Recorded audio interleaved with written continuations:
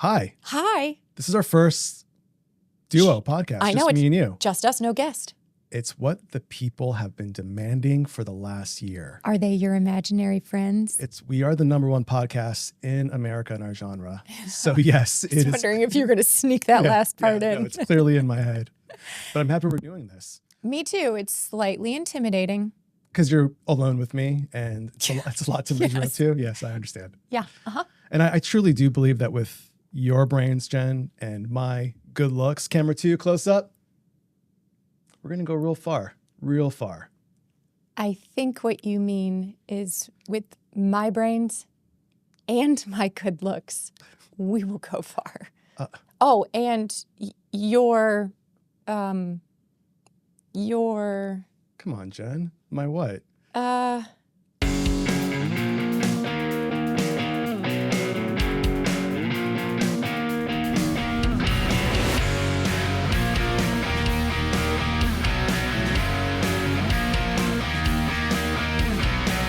Jen, I want to start this podcast off with a poem? With a poem. Okay. Written by Richard Brodigan. Okay. In 1967. It's been a poem that sort of encapsulates what people have always hoped for technology to become and to be, but I feel like we never really get there.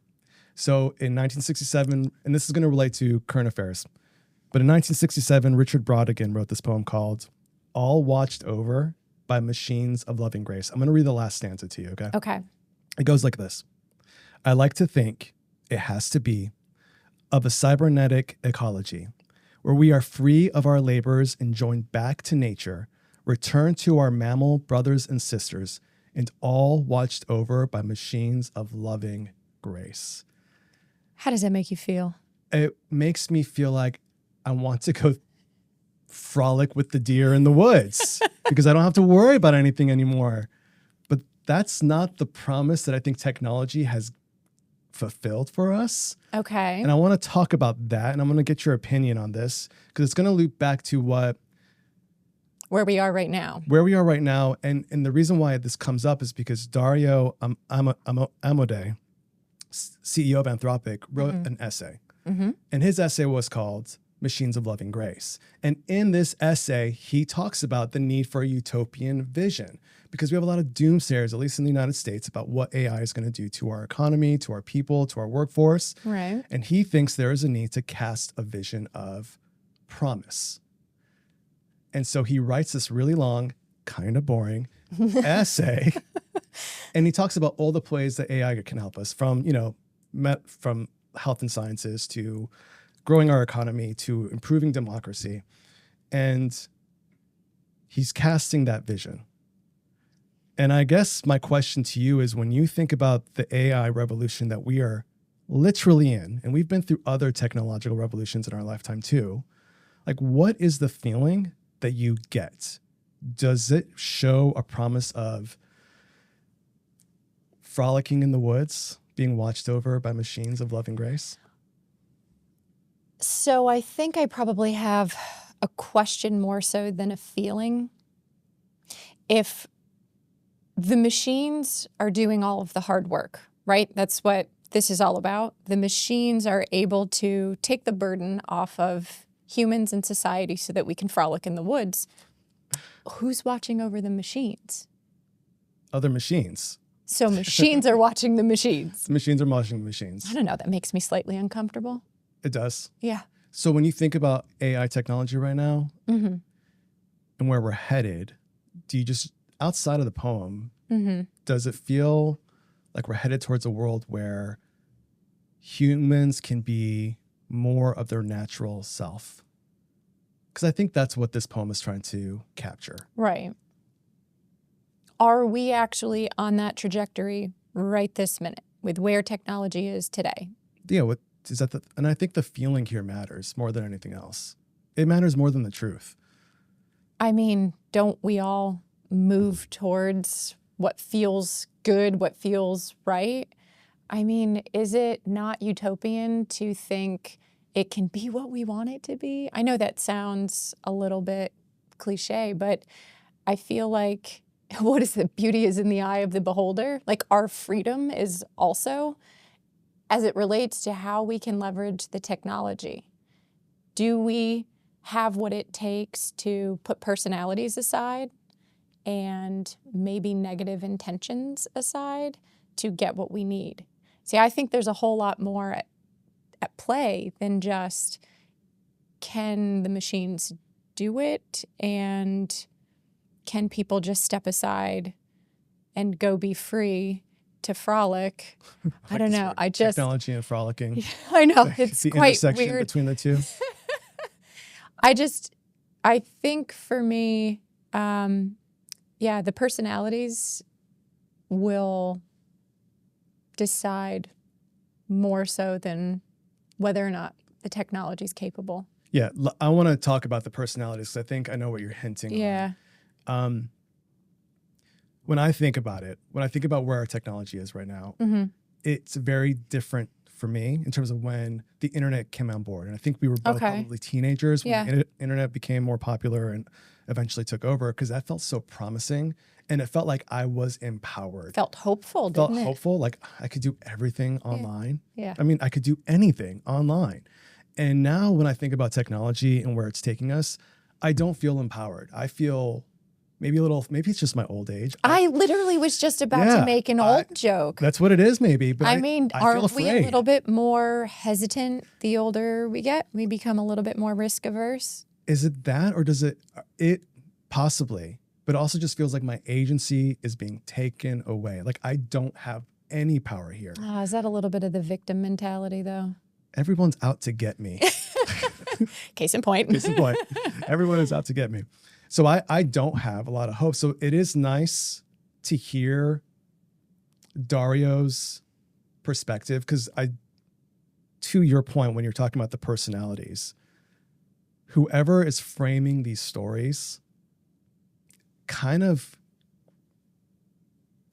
It sets a tone. it sets a tone. It sets a tone. What comes to mind is she who rocks the cradle owns the world or controls the world. You know, like who and So creepy. is it? That's true. So whoever's telling the story of AI and whoever's casting the vision of AI, is that more important than the actual technology? And should we be deciding who gets to be in charge of this? Because I don't think it's a democratic thing. Right now, it's a few power players who get to decide how we use AI.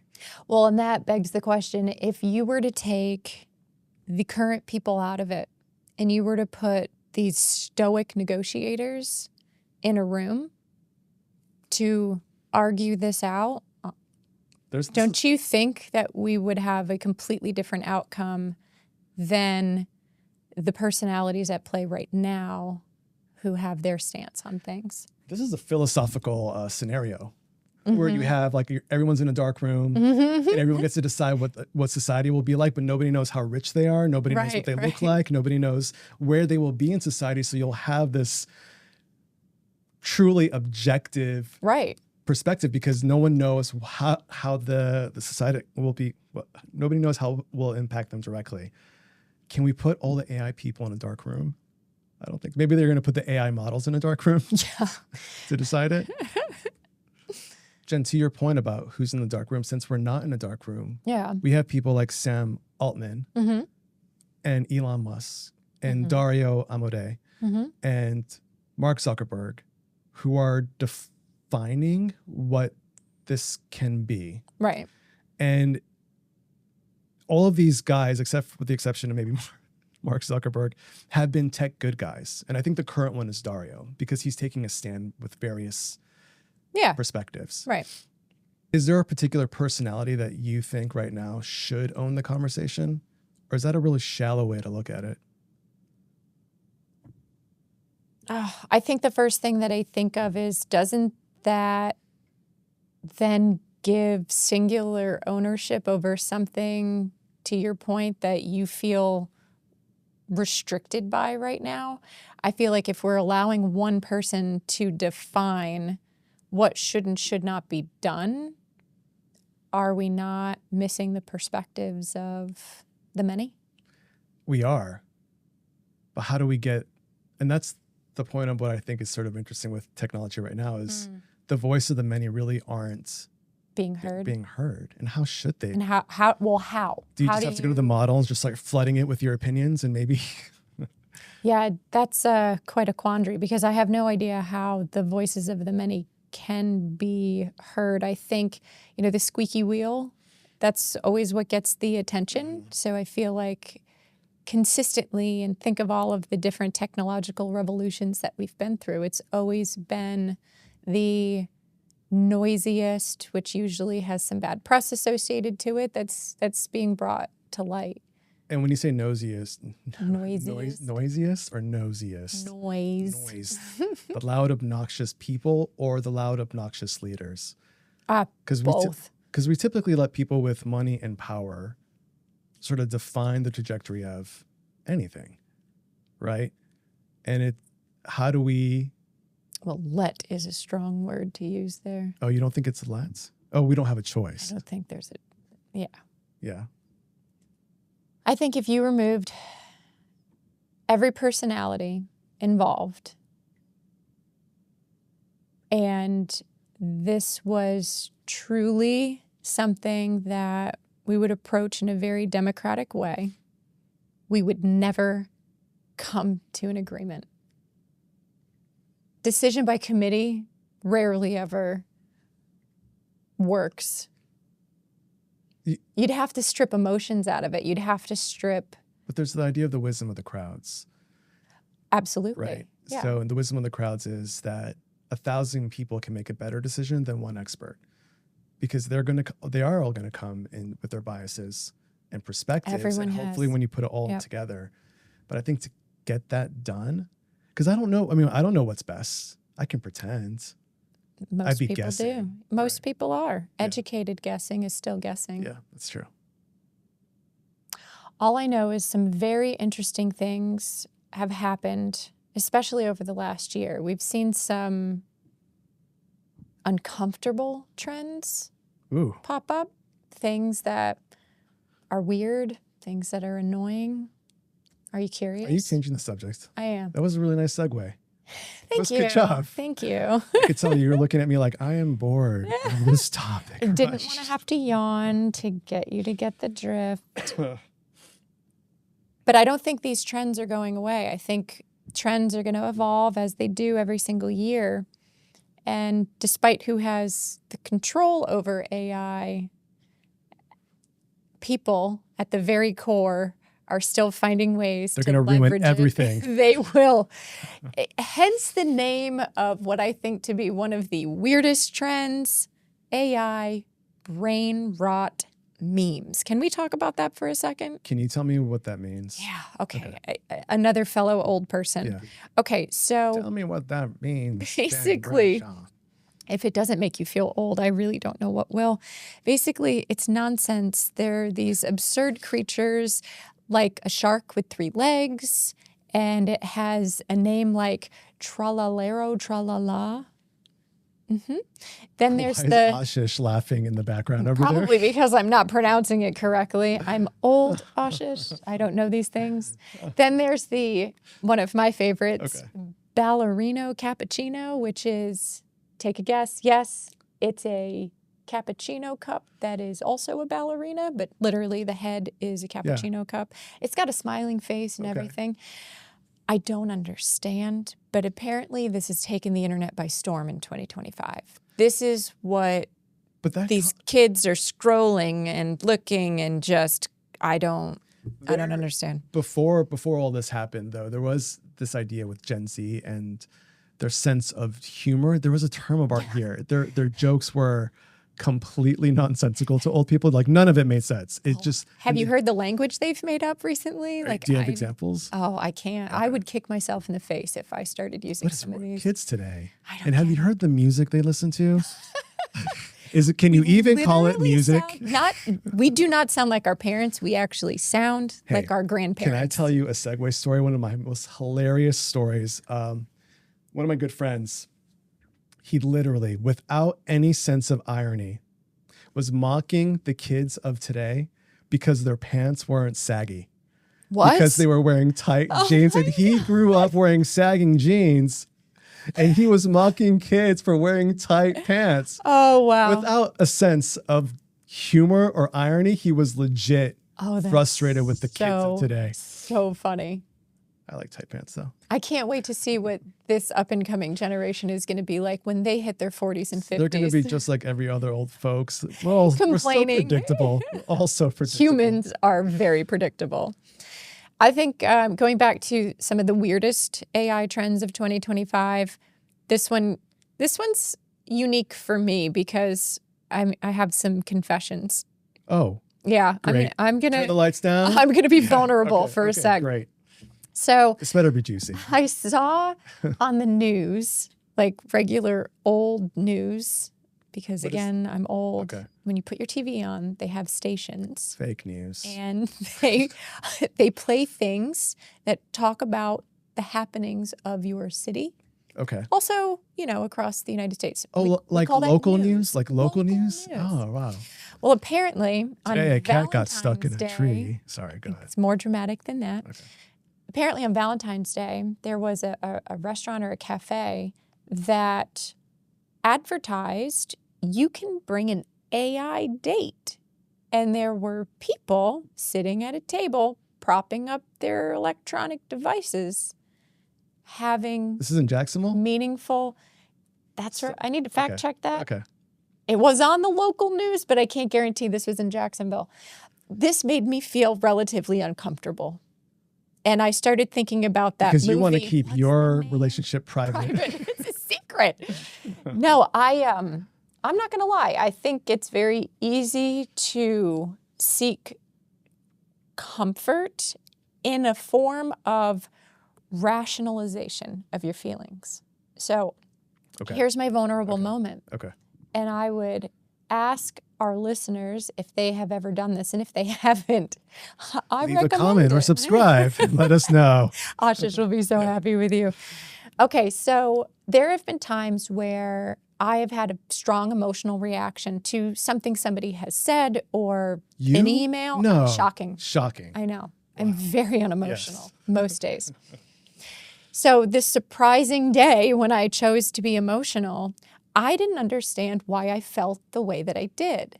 So I'm on the edge of my seat. I used Gemini for this specifically. I took to Gemini and I explained the situation and I explained exactly what happened in the most fact-based manner as possible. Are you going to tell me the story? Because I feel like that's the tea. This is the... But I mean, Yes. what's the thing that got you upset? Oh, I couldn't even tell you now. It was just an emotional day. Who knows? Okay. So I explained to Gemini why I wasn't understanding, why I was feeling the way that I was feeling.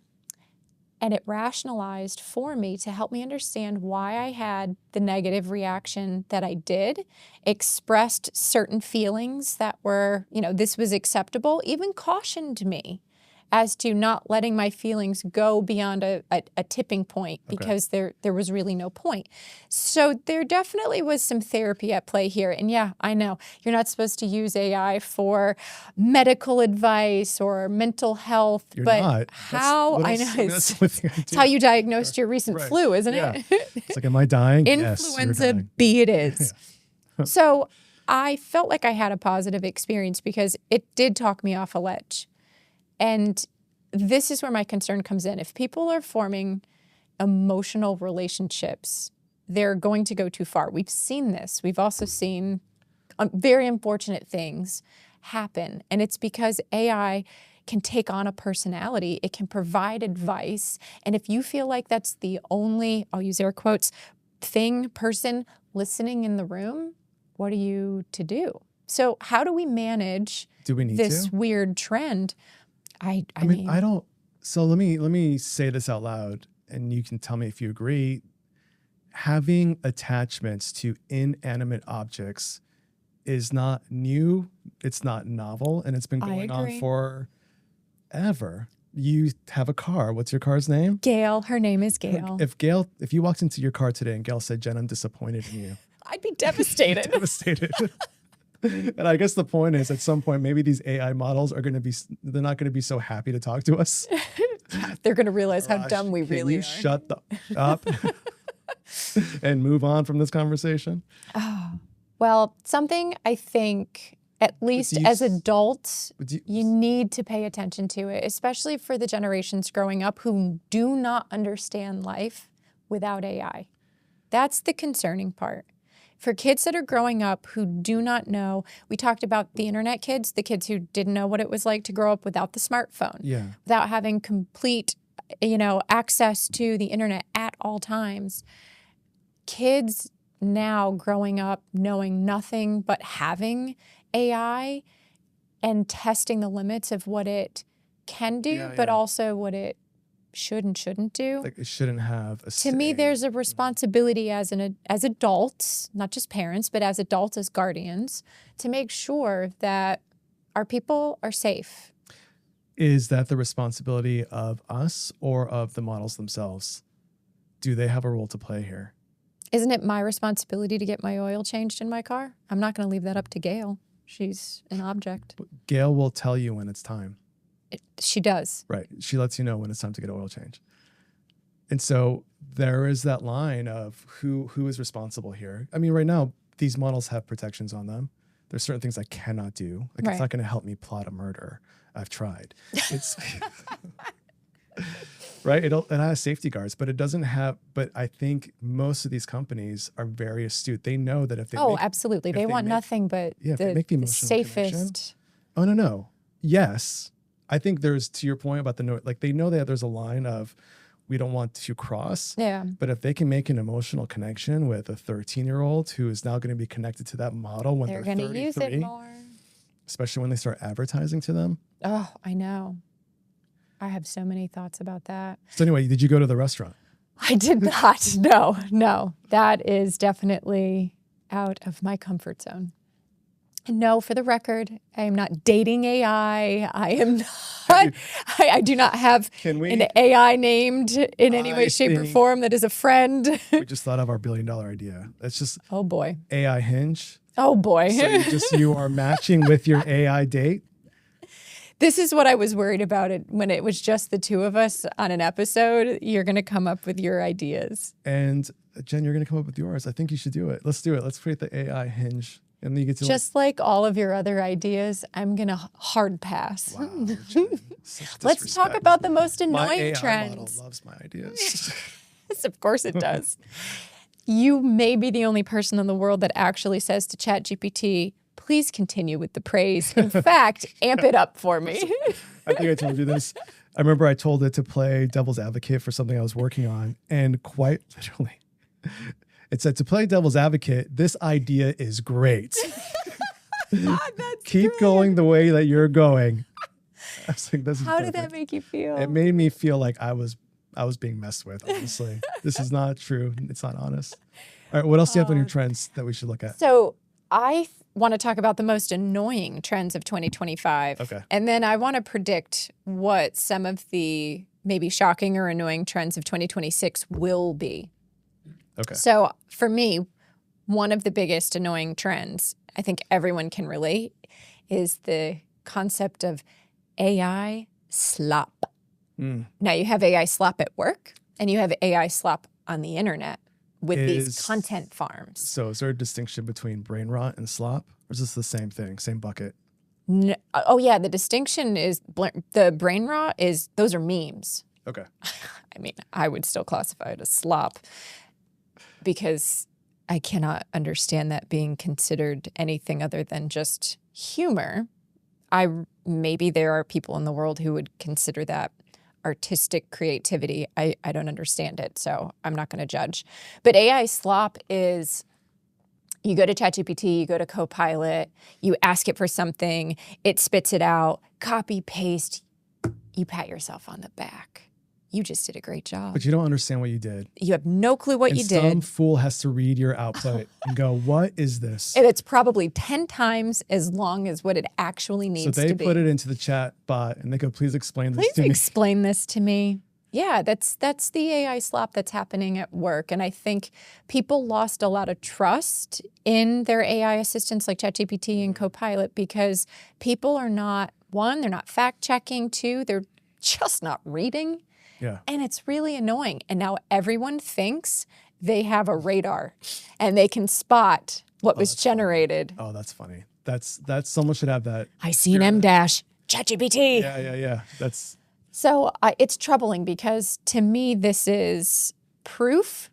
While you can hand out a license to these tools, you can pay your $20 a month to leverage. It doesn't mean you actually understand how to best leverage the tool. And education is important here. And I think we are lacking that significantly. So this annoying trend is going to get worse in 2026. So let's talk about this because I think the idea of AI slop at work is really interesting because you and I both have experienced, and we probably, to be honest, especially you, have produced our own versions of AI slop, right? And but when you get it, it's infuriating. I did not say that right. I'm not going to try to say it again, but it's maddening to have to read. You're disengaged immediately. I don't read it. Yeah. I don't read it. And so I think that the person who provides it, it's deceptive because I think when you get the output, you go, wow, this is polished and looks good. Yeah. But then you don't read it or you skim it. You skim. And you got to really just read it. Yeah. Read it closely. And it still takes time. And you still have to critically think.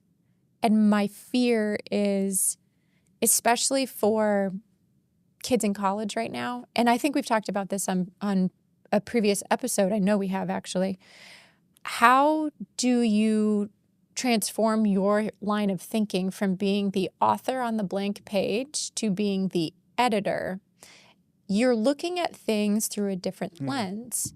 Trying to come up with an idea and put pen to paper is frustrating and it's anxiety inducing and you question yourself and you finally do it. And ideally you're producing something that you're very proud of. But usually what do you have to do? You have to rewrite it and rewrite sections of it, sometimes 2, 3, 4, 10 times, depending on what it is. I draw the line at 6. Well, at least you're saying more than once. So, okay, I'll give you 10 times, something is wrong. But how do you teach you didn't write it, but you need to act like the best editor and critically think about what's being said, if it makes sense. Because when you judge a book by its cover, I know you do. Don't lie to me. You do. Just mine. Go ahead. Sorry. Oh, we're going to get you a bobblehead, I promise. I appreciate it. When you judge a book by a cover, we all do, it's a human thing. If you see something you like, aren't you immediately biased? Yeah, of course. Oh, this is so great. Yeah. How can you critically think and know exactly what to edit? There are very specific questions I believe people need to be retaught. You probably were taught these back in, school, but you need to think, what is the intent of what I'm trying to say here? Who is my audience? Those are hard questions. I know, but are they being asked when people are editing the AI slop? I really would argue they're not, considering how many emails we receive on a daily basis that are paragraphs long. An email should not be paragraphs long. An email should not even exist. No. Just send me a text Just message. as much as I want flying cars, I would love to eliminate email. They've ruined society. So I'm with you. That's my rant. The idea of all of us being better at critical thinking, that's been going on since school, Yes, right? yes. And there's always this battle between just do the work, just do the math equation, just follow the formula, don't think about it more than that. But you had to show your work. You had to show your work, and that was also just... I know, that was really tough. Yeah. I spent a lot of hours after school in math class. I don't want to talk about math. Let's move on. But my fear, you take this annoying trend of the AI slop at work. You also have AI slop out on the internet. What is the internet going to become? These brain rot memes, the internet theory. AI written blogs. How about the fact that AI is publishing news. I'm using air quotes. And it's basically just taking real news articles and it's rewriting it, and it's not a human that's reviewing it, and it's getting published. Who knows how accurate it is or what take or stance it has. Like, you're losing that human element of delivering. We lost the human element a long time years ago. I know. I don't the disagree. With the blog posts that all sound the same, even before AI, because you have to put the keyword in the right place. Yeah, first true. God, trying to get health information, you go to 5 different blogs, say the exact same thing. But what I wanted to say, though, was drawing a blank again, Jen. Again, I'm going to go back to my brains and my good looks. We will make it through. Help me. I repent from my sins. Okay, so where's the internet going to be even a year from now? This is what I was going to say. Good job. Thank you. You're welcome. Here's where I could have a little bit of hope. If there's so much slop out there, and this idea of the dead internet theory, which is the internet's creating its own content for itself, really, not for people, that we maybe start looking to personal brands again and going, okay, this is Jen Bradshaw. I really do appreciate what she has to say. So I know that Jen, her face, her name is associated with this, her beauty, her brains, right? That's right. And or they'll look at Arash's website and be like, yeah, let's go back to Jen. He just produces AI slop. So there's hope where like maybe we start relying on the actual personal brand. The personal brand more than we do. I like the more human feel there. That would be good. I think for my predictions, I think we're going to see more AI social media influencers. There are. Oh, yeah. So just an actual AI character. Yes. Oh, yeah. That exists right now. It exists right now. So we're going to see more of. Naked. But yes. I don't know what you're looking at on social media. I'm not looking at it. But I do think we're going to see more of these AI influencers. I think it might make it hard to have personal brands stick out because we're going to latch on to the shiny objects potentially. I get worried for all of these AI written, vibe coded apps that are going to hit the app stores. It's going to be really hard to distinguish not just between who's real from a social media standpoint, but also what app should you be downloading? If anybody can code an app in a day right now, how do you know what's quality? More data leaks, security risks. Like, these are the things that... Like, you kind of have to trust the platforms a little bit. Oh, I think that's hard with where things are trending right now. And the AI slop, I think that's going to happen in software too. I will say, I do appreciate some good AI slop. So I think AI slop is also applicable to the software that's going to be produced as well. And we'll see these trends on the App Store and not knowing what is good quality. That's true, because it's never been cheaper to develop software, is your perspective. Yeah. Right now, if I wanted to develop, at least a year ago, if I wanted to create a software platform. You need to go get funding. And now I could just maybe do it myself. Right. And that's a huge mistake. Yes. Yes, it is. A huge mistake. But maybe that's going to bring some really awesome things too. Oh, I have no doubt. Right. With the good always comes the bad. With the bad always comes the good. But what I'm curious is, are any of these current day AI leaders going to get involved? No. You think they're just going to Why would they stop AI? It's literally their product is being used. I know. Why would they stop it? It's like saying, is Lay's potato chips going to stop people from buying and eating their chips? No, they create new flavors. They create new flavors. Some of them are atrocious. Don't disagree there. I'd like to say the dill pickle chip could take over for salt and vinegar, but it's not true. I know. No, absolutely not. Salt and vinegar is its own. Very disappointed in that. Yeah, I agree. I don't think that they would get involved. I think what might happen are new guardrails and safety measures might get put in place, though. So here's, to that point. So if I'm producing content and I'm putting it on a particular platform, maybe if I'm not running my own AI company on Instagram, I'm going to actually have some sort of line that says this is AI content or not. And that helps my platforms feel more personal. Right. It lets people know what's AI content and what isn't. Well, yeah, that just goes into, can we talk about the AI generated images? It's really getting very difficult to spot what's real and what isn't.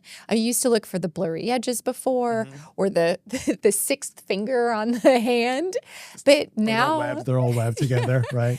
Now these images are, they're very lifelike. And now we're moving into, I think, 2026. My prediction is that the videos are going to be, I think they're pretty much there. You see some, you can see the sixth finger still in the videos, but I think where it will be, you're not going to be able to tell the difference. Is that a problem?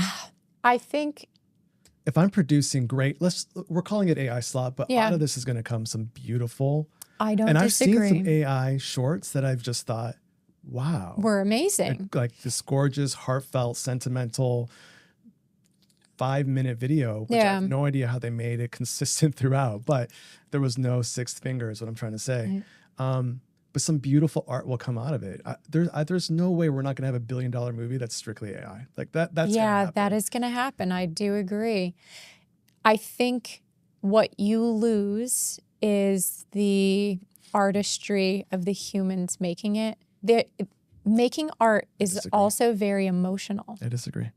You're not an artist. That's what I would say. No, I think you're wrong. I think you're going to have a lot of AI slop. You're going to have people who just produce garbage, of course. Sure. And that happens all the time with anything before AI and after. And you're going to have people who are going to use AI with that artistic human touch, and they will be successful. Yeah. Absolutely. I'm not arguing that. But I think so personal, Jen. I think I still believe you're not an artist. You should see my drawings. I do really good stickmen. I still believe you will have the people who want to listen to vinyl, and they think that the sound of the record has something that cannot be replicated. You got to appreciate But what does that have to do with what you're saying, though? Well, I think when you can push a button and you can create a movie that's tailored just for you. I mean, how incredible would that be? Like, imagine you go, I want Tom Hanks. and Meg Ryan and a reboot of Sleepless in Seattle. Yes. No, I don't think I would do that. What if it was actually good? What if you were like, oh, this was a good movie. Sleepless in Jacksonville, Florida was great. I think my mind. What if you were the lead character? See, now we're back into Arash's world. I think this is where my heart goes to the people who went into acting because they genuinely love to act. That's their craft. Yeah. So you're now making it a little bit harder for them to do their craft. And bring them fulfillment. I don't disagree, but I also think their craft. Doesn't it feel different to watch something that was 100% created by a human versus 100% created by technology? It doesn't feel different to you? Sure, it feels different, and I can also get over it. All movies are technology. It's a video camera that's capturing a recording. So now instead of a video camera, you have like a prompt. But it was still people who were acting. It's still a human standing in front of that camera, acting as if that camera is not there. So now you have a person. You can almost look at it like an animation, like who's defining a character. If they're doing a good job, they're creating this personality profile of a character. They're creating the thread of this character within the movie. It's not just all BS.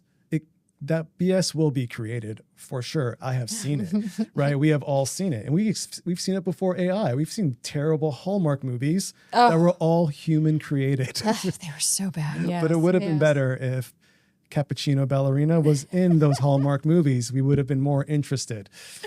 We might have to agree to disagree on this one. Well, those are my predictions. Okay. Sounds like you're pretty excited about them. I think AI You're slop is embracing AI slop. I see it. I think I'm looking forward to, this is actually one place where I think the democratization of creating art is a net positive. Like we've had like some great singers have popped out of the last 10 years, 20 years, because they have had access to YouTube where they can post themselves singing. Yeah. Where it was formally locked down but by the studio executive who had to approve you, and you had to jump through some things and maybe compromise yourself in some ways. You're right. And so now you have this place where people can make art a little bit more freely.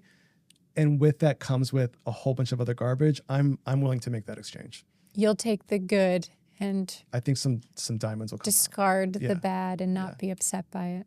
Yeah. My concern, though, not everybody knows how to think like that.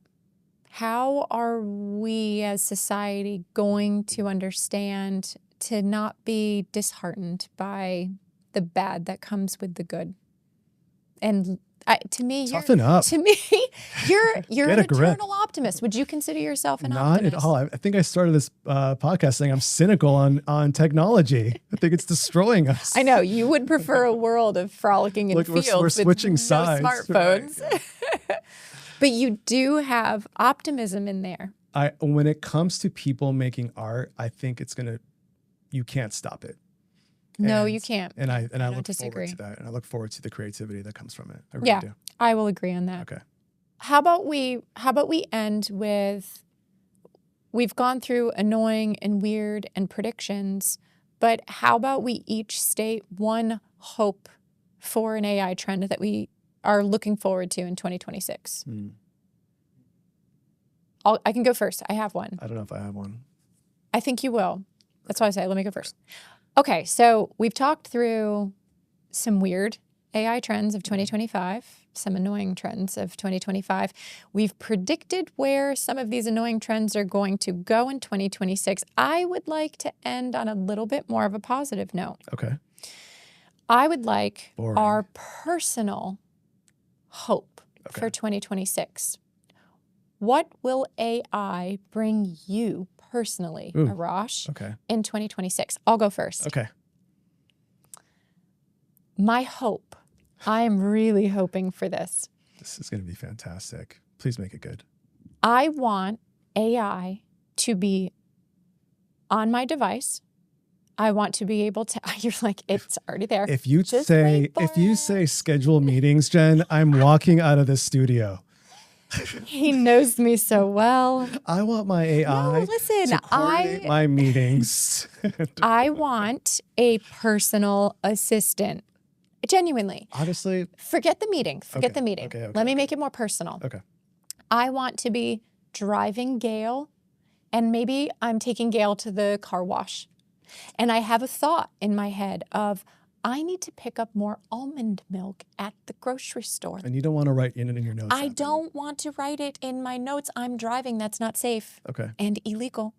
I want to be able to just say to the ethers. I don't want to have to say, hey Siri or hey Alexa. I don't want to have to, hey, stop. Jen wants to sell her soul to technology just to have full access to everything in my heart and soul and mind. Is it going to be Sam Altman's AI or Dario's? Anyway, I want to be able to ask for what I want and it just gets done. Okay. I want that personal assistant. So if it knows exactly where to go in my to-do list, to write in my grocery list, because I have a specific grocery list. So It needs to know to go to the grocery list. It also needs to know that I write my grocery list in the order in which I shop. Any other fellow OCD folks listening right now? It's very satisfying to write your grocery list in the order that you shop. I've had AI try to write that out for me. I've literally said, can you put it in the order of my store? Yeah. I appreciate that. Yeah. But it's the nuance of my specific preferences that I want to be able to make my ask without having to be this wizard at prompting. I mean, to get what I want. With this, I think this wraps us up because what I hear you say, Jen, is I want to frolic with nature. And it's true. And if you can just speak into the universe and the AI model can do what it needs to do for you, you'll have the Yes. freedom you need to frolic. I literally am picturing a meadow. Let's Thank you. go frolic. Let's do that. Okay.